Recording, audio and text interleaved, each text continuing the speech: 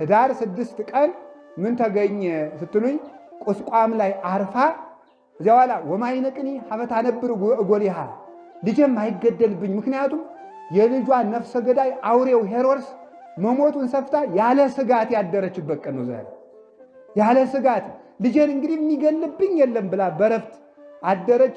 ልጇ እንደፈለገ እንዲራመድ ዮሴፍና ሰሎሜም ደስ ብሏቸው እንዲያድሩ ደብረ ቁስቋም አድረው ምስዋዕከ እግዚኦ እግዚእ ኃያላን ያ ደብረ ቁስቋምም እንግዲህ ማደሪያ ይሆናል፣ እናትህም ማደሪያ ትሆናለች ተብሎ ዛሬ እንደ መንገደኛ እንደ ነጋዴ እንደ መሸበት ሰው አምላክ እንግዳ ሆኖ በደብረ ቁስቋም አድሮ ሰራዊተ መላእክት ሁሉ ከሰማይ ወርደው ቅዱስ እግዚአብሔር ቅዱስ ኃያል ቅዱስ ሕያው ዘኢይመውት ዘተወልደ ማርያም ቅድስት ድንግል ለመድኃኒተ ዚያ ሕዝቡ እያሉ ሲያመሰግኑ ያደሩበት ቀን ነውና እመቤታችን ከመከራ ከ2 ዓመት መከራ በኋላ ቤት አግኝታ ደብረ ቁስቋምን አግኝታ ዛሬ ያረፈችበት ቀን ነውና ለሁላችንም እረፍቱን ያድለን መድኃኔዓለም።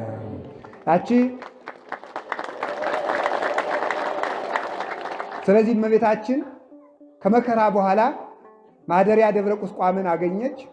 ማይነቅ ድንግል ማርያም ልጆቿን የምታሳርፍበት ደብረ ቁስቋምን አገኘች። በዚያች በደብረ ቁስቋም ሲመሰገን አድሮ ከዚህ በኋላ ናዝሬት ገብተው ኖሩ እና በዚህ ቤተ መቅደስ ታንጾ ዛሬም ድረስ ታምር እየተደረገበት ግብፅ ውስጥ ምን ተደርጓል?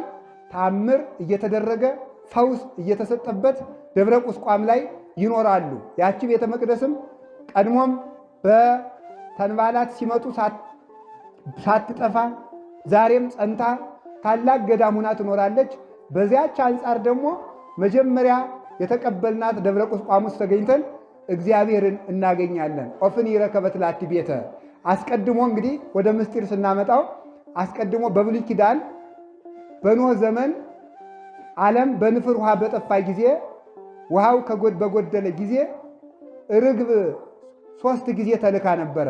ታስታውሱ እንደሆነ መጀመሪያ ላካት። ውሃው መጉደሉን አይተና ተብሎ ተላከ። ቁራ በዚያው እየበላላ ቀረ።